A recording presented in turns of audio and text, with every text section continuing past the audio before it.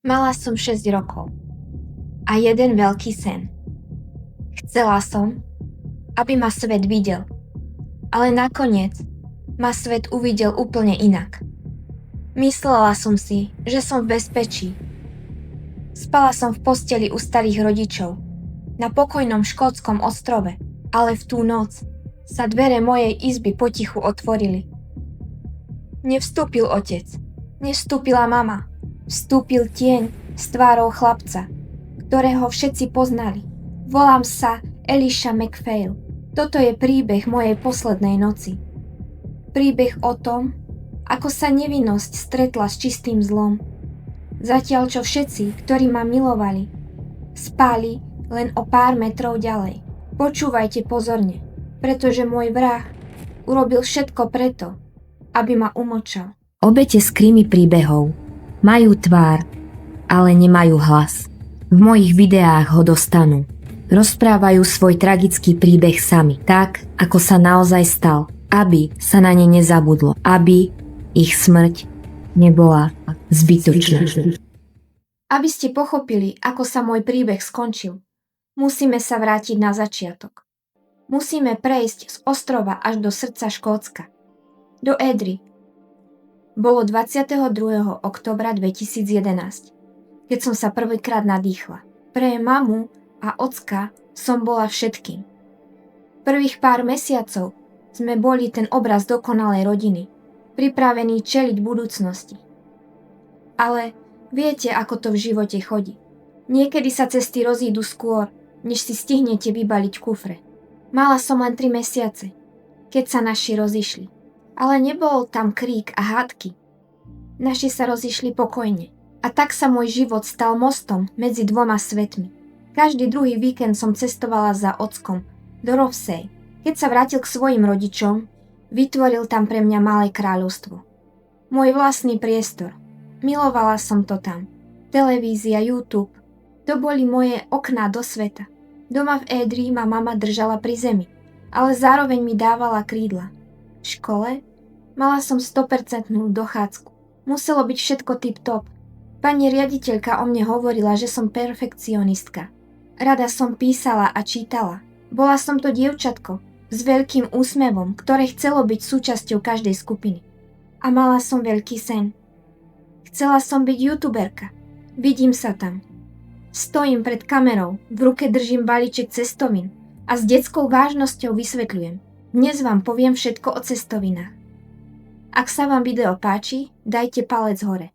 Hey guys, it's Elisha. Today I'm going to tell you all about pasta. Mala som pred sebou svetlú budúcnosť.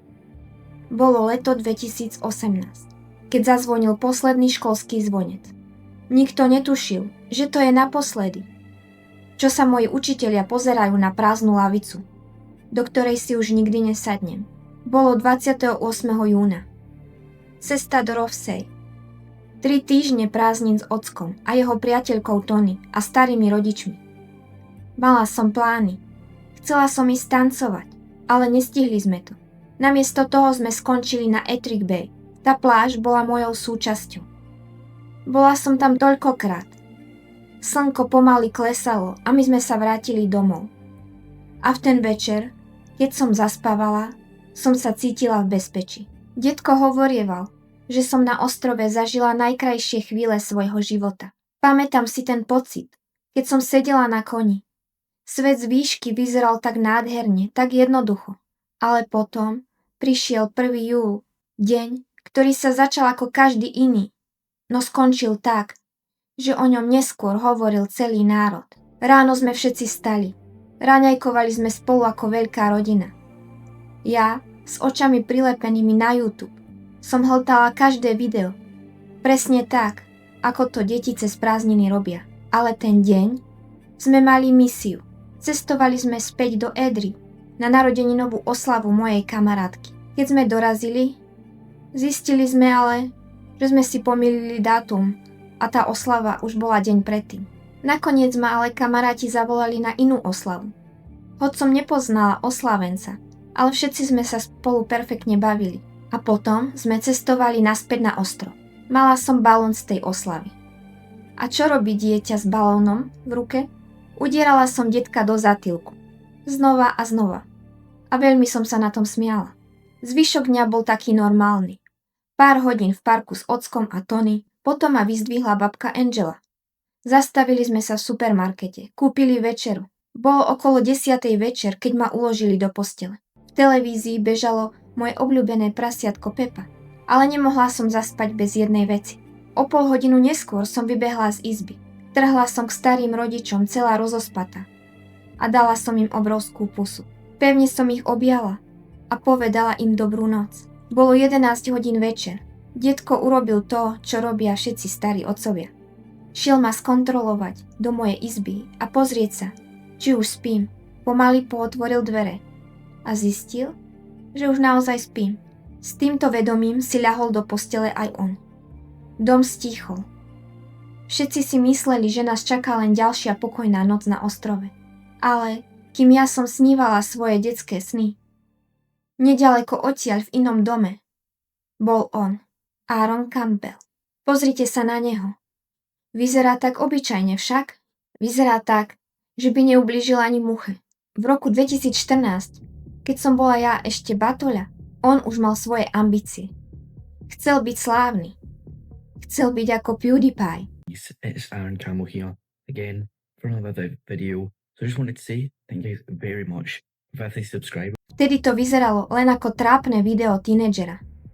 Ale Aaron nebol len obyčajný tínedžer. Narodil sa v máji 2002 v Anglicku, ale v roku 2007 sa presťahovali sem na ostrov. Nikto presne nevedel prečo. Hovorilo sa o temných veciach za zatvorenými dverami jeho domu. O matke Janet a obvineniach z týrania. O otcovi, ktorý bol stále preč na ropných plošinách. O alkohole, ktorý tiekol príliš často. Bol to dom plný hádok. Aaron unikal do virtuálneho sveta. Od hier prešiel k parkouru. Začal chodiť von a natáčať videá. Jeho životný štýl sa menil. Chcel ísť na univerzitu a študovať herný dizajn.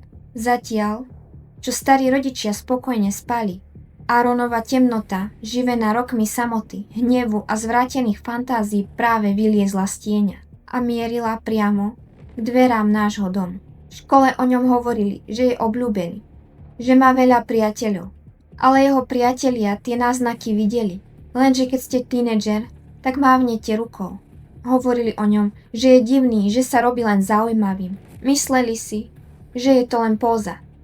Už v roku 2017 napísal správu. Nebola to vtipná poznámka, bolo to varovanie. Varovanie, ktoré nikto nepočúval. Napísal, možno raz zabijem. Pre ten celoživotný zážitok. Chápete to? Pre zážitok? Podľa jeho vlastných slov strávil celý rok premýšľaním o tom, že urobí niečo extrémne.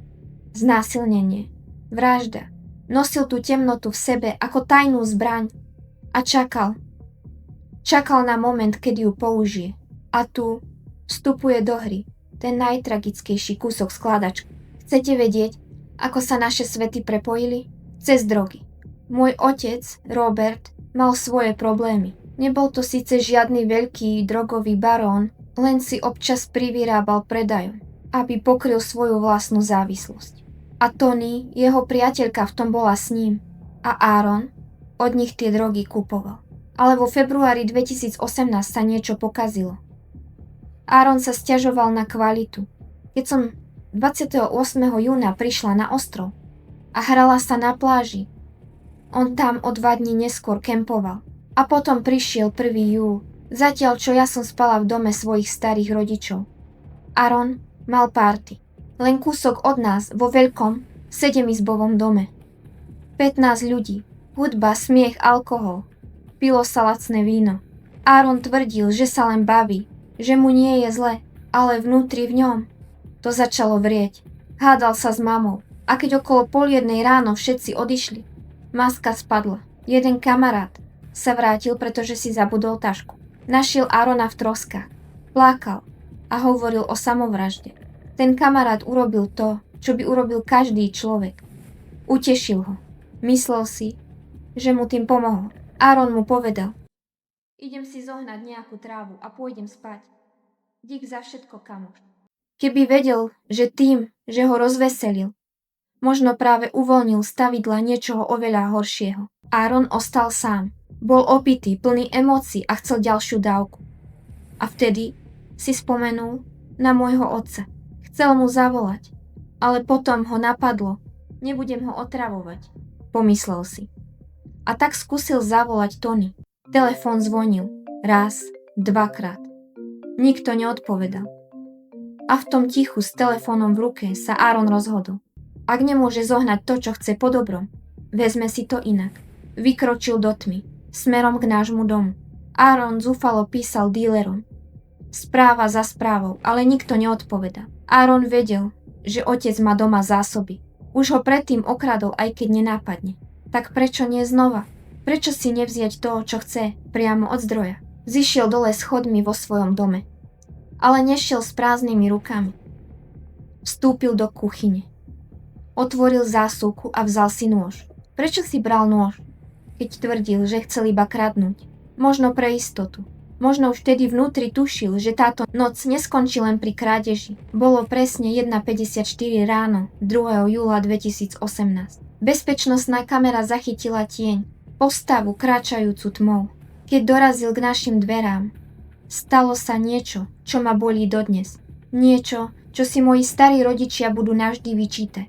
Dvere nášho domu boli odomknuté. Nemusel nič páčiť, nemusel nič rozbíjať. Len stlačil kľučku a ticho tam vošiel. Pôvodný plán bol jasný. Nájsť trávu a zmiznúť. Nôž mal ostať vo vrecku. Aaron sa zakrádal chodbou. Hľadal, sliedil. Moja izba bola tá najbližšia k vchodovým dverám. Otvoril dvere a namiesto balíčka trávy uvidel mňa, malé dievčatko schúlené pod perinou, ponorené do snov. V tej sekunde by sa normálny človek zľakol. Cúvol by a povedal by si, je tam dieťa, musím vypadnúť. Ale Aaron, pre neho to nebola prekážka. Bola to príležitosť. Všetky tie temné myšlienky, ktoré ho žrali mesiace. Všetky tie zvrátené fantázie, o ktorých písal, zrazu mali terč. Zabudol na drogy. Jeho vlastné slová neskôr zneli ako z hororu. Všetko, na čo som myslel, bolo zabitie. Hneď ako som ju uvidel. Plán sa zmenil. Aaron pristúpil k mojej posteli, sklonil sa nado mňa a uprostred noci, v tom najväčšom tichu, ma odniesol z domu. Niesol ma von. Studený vzduch ma prebudil. Bola som zmetená. Viete, aké to je, keď vás niekto zobudí uprostred noci. Ale nepanikárila som. Spýtala som sa, kto je a kam ideme. A on mal odpoveď pripravenú. Som kamarát tvojho otca. Zašepkal. Beriem ťa domov. Zatriasla som sa od zimy. Je mi zima, povedala som. Tu máš. Vyzliekol si bundu a podal mi ju. Obleci ju. To gesto sa mohlo zdať milé, ochrancovské. Ale bola to lož. Dal mi tú bundu, aby som nezačala kričať, aby som sa cítila bezpečne, aby som sa nebránila. A ja, 6-ročné dievčatko, som mu verila. Možno som znova zadriemala, zatiaľ čo ma viedol do tmy. Ale určite som sa nebránila. Veď to bol kamarát. Kráčali sme asi tak 30 minút. Preč od domov. Preč od svetiel. Išli sme popri pobreží. Mimo dohľadu ľudí. Kamery nás zachytili. 2 tiene v noci, ale nikto sa nepozeral v reálnom čase. Nikto neprišiel. Cesta viedla ďalej, až k ruinám. K opustenému hotelu. Kedysi to bolo miesto luxusu. A teraz to bolo miesto duchov. A stalo sa miesto mojej nočnej mory. Tam, v tieni rozpadnutých múrov, sa maska kamaráta rozpadla. To, čo následovalo, je ťažké vysloviť. Znásilnil ma a potom ma umlčal navždy. Cítila som obrovský tlak na krku a tvári. Moje telo utrpelo 117 zranení, škrabance, odreniny a iné veci, ktoré sú tak hrozné, že ich nechcem ani spomínať. Nechal ma tam, bezvládnu a nahú. A čo urobil on? Ušiel, vrátil sa k moru, chcel zahladiť stopy. Moje oblečenie, jeho oblečenie, všetko hodil do oceánu. Voda to mala vziať preč. Keď sa o 7 minút vrátil, bol mokrý len v šortkách. Preliezol múr a zmizol v dome. Ale tomu nestačilo. O 6 minút neskôr vybehol znovu, tentoraz oblečený s baterkou v ruke. O 4 ráno sa vrátil domov naposledy. A o 6 môj detko vstával do práce. Urobil to, čo vždy, išiel ma skontrolovať. Išiel dať pusu svojej vnúčke. Otvoril dvere a prázdno. Posteľ bola prázdna. Zúfalo prehľadal izbu. A nič. Zobudil celý dom. Pozreli sa do záhrady. Môj bicykel tam bol. Nikdy predtým som neušla. A o 6:30 ráno vytočili tiesňovú linku. Viete, čo je na tom ale najhoršie? Spôsob, akým sa to všetko dozvedela moja mama. Nie od polície, nie od ocka. Nikto jej nezavolal. Počas tých najkritickejších hodín, keď ma hľadali, mama sedela doma v édri a nič netušila. Až kým neotvorila Facebook. Viete si predstaviť tú hrôzu? Vidieť tvár vlastného dieťaťa na obrazovke s nápisom nezvestná? Ten pocit bezmocnosti, keď ste kilometre ďaleko a viete, že je zle? Zatiaľ, čo mama prežívala peklo. Ulice Rovsej zaplavili ľudia. Tony, susedia, úplne cudzí ľudia. Všetci čakali na pomoc. Všetci hľadali. Prišla polícia, pobrežná stráž. Nad hlavami burácali vrtuľníky. O 7 ráno more vydalo prvé svedectvo. Pobrežná stráž našla nôž. Tony v zúfalstve a zmätku kontaktovala jediného človeka, o ktorom si myslela, že by niečo mohol vedieť. Arona. O 9 mu napísala. Pýtala sa ho na ten nočný pokus zohnať trávu a jeho odpoveď: chladnokrvné divadlo. Prepáč, už to nie je dôležité. Odpísal, ako by sa nič nestalo. Potom sa začali rozprávať. On jej napísal, aby si dávali pozor na zlodejov. Aká irónia. Vrah varuje pred zlodejmi.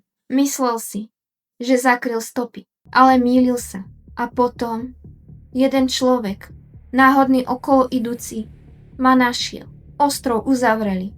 Policajti boli všade. Chodili od dverí k dverám a slúčka sa sťahovala. A potom prišiel úder z miesta, odkiaľ by ho Aron nečakal. Jeho matka prišla na políciu. Nie preto, aby ho udala za vraždu, ale preto, že mala záznam z bezpečnostnej kamery. Videla na ňom svojho syna. Videla, ako sa podozrivo pohybuje v noci, keď som bola unesená, znásilnená a zavraždená. Videla ho prichádzať a odchádzať. Janet sedela oproti nemu a chcela len jedno, pravdu. Chcela veriť, že jej syn je nevinný, že tie zábery z kamery majú vysvetlenie. Spýtala sa ho priamo. Vieš o tom niečo? Urobil si to? Varovala ho. Povedala mu vetu, ktorá mala byť jeho záchranou, no stala sa jeho prekliatím. Nájdu DNA. DNA neklame. Ak klameš, chytia ťa. Pozrel sa vlastnej matke do očí. Pokojný a chladný a povedal: nič o tom neviem, mami. Klamal jej priamo do tváre s takou ľahkosťou, ako keby hovoril o počasí. A ona, v dobrej viere, že ho očistí, odovzdala tie zábery polícii. Nevedela, že mu práve nasadila puta. Najprv ho vypočúvali len ako svedka. Hral svoju rolu dokonale. Spolupracoval, odpovedal, bol pokojný. Detektívi videli len chlapca, ktorý chce pomôcť. Ale 4. júl všetko zmenil. Keď ho posadili na stoličku znovu, tentoraz ako podozrivého, jeho maska spadla. Už to nebol ten ochotný svedok. Zrazu stíchol. Nakoniec pravdu odhalil jeho telefón.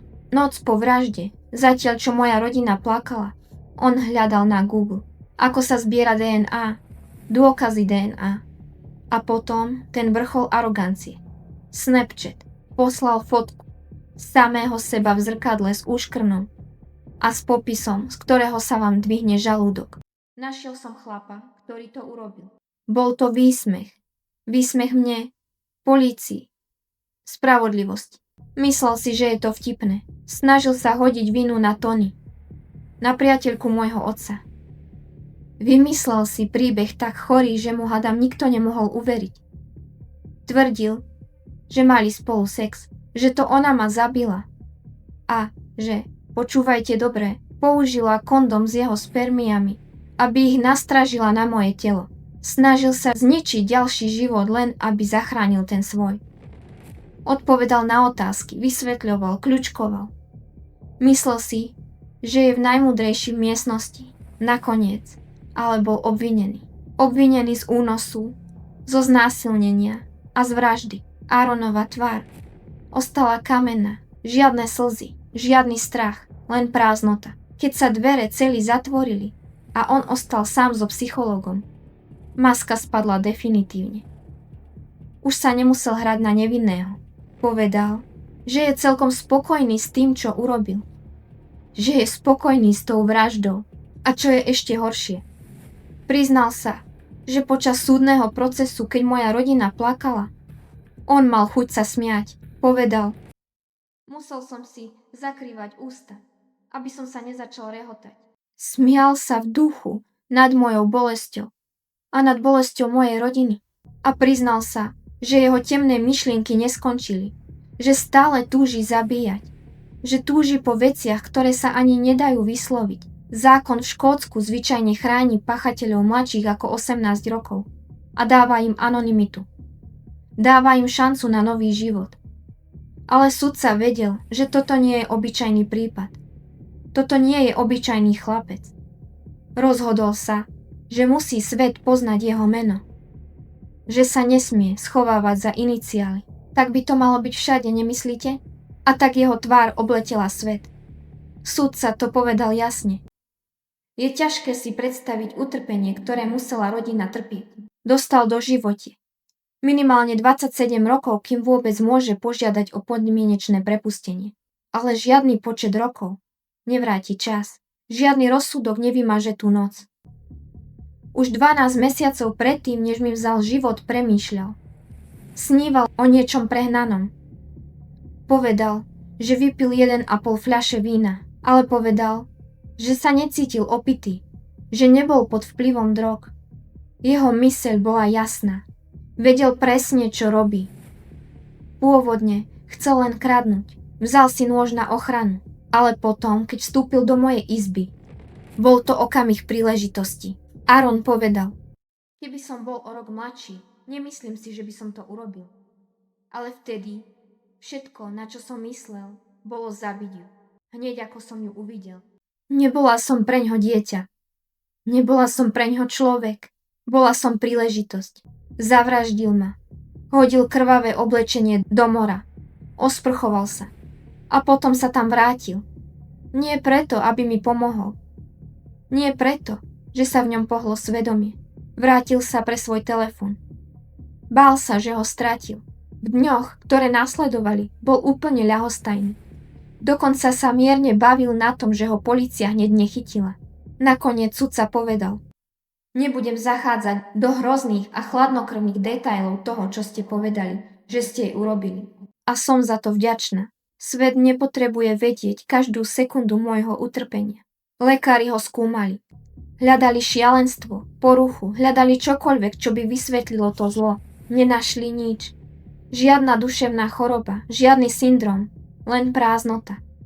Absolútny nedostatok empatie a chladná kalkulácia. Preto sudca nemal na výber. Ale Aaron, on to nevzdal.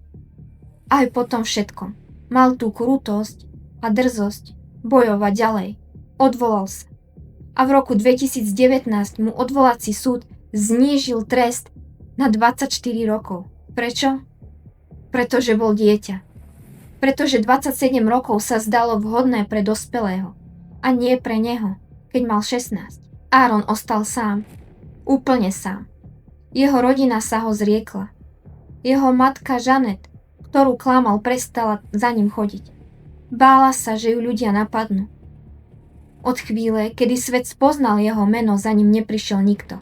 A vo väzení, tam sa na celebritných vrahov detí nepozerajú s obdivom. Stal sa terčom číslo 1. Bál sa vychádzať z cely. Bál sa dokonca aj dýchať. A potom, v júni 2022 prišiel účet. Dvere jeho cely ostali pootvorené. Jeden väzeň vtrhol dnu. Nebola to bitka. Bola to poprava. Bili ho tak brutálne, že ho dozorcovia museli ratovať. Kričal o pomoc. Tak, ako som možno kričala vtedy ja. Väzenská spravodlivosť si ho našla. Môj vrah sedí za mrežami, zbitý, opustený a nenávidený. Ale ja nechcem, aby bol koniec môjho príbehu takýto. Nechcem, aby ste si pamätali len jeho meno a jeho zlo. Pamätajte si mňa. Zlo mi vzalo budúcnosť, ale nemôže mi vziať to, kým som bola. Nesmúďte za to, že som zomrela. Spomeňte si na to, ako som žila. Spomeňte si na to dievčatko, ktoré milovalo kone. Na dievčatko, ktoré rado tancovalo. A ktoré sa chcelo stať youtuberkou. Preto, ak ste sa v mojom príbehu dostali až sem, budem moc rada, ak mi do komentáru napíšete niečo pekné, ako by ste to písali mne, keď bolo môjim snom mať vlastný YouTube kanál. Verím, že každý váš like a komentár mi tam hore urobí radosť. Ak chcete počuť aj iné príbehy ústami obetí, dajte prosím odber a zapnite si zvonček, aby vám žiadne video neuniklo a aby sa niečo také, ako sa stalo nám, už nemuselo stať nikomu inému. Volám sa Elisha McPhail a ďakujem, že ste si vypočuli môj tragický príbeh.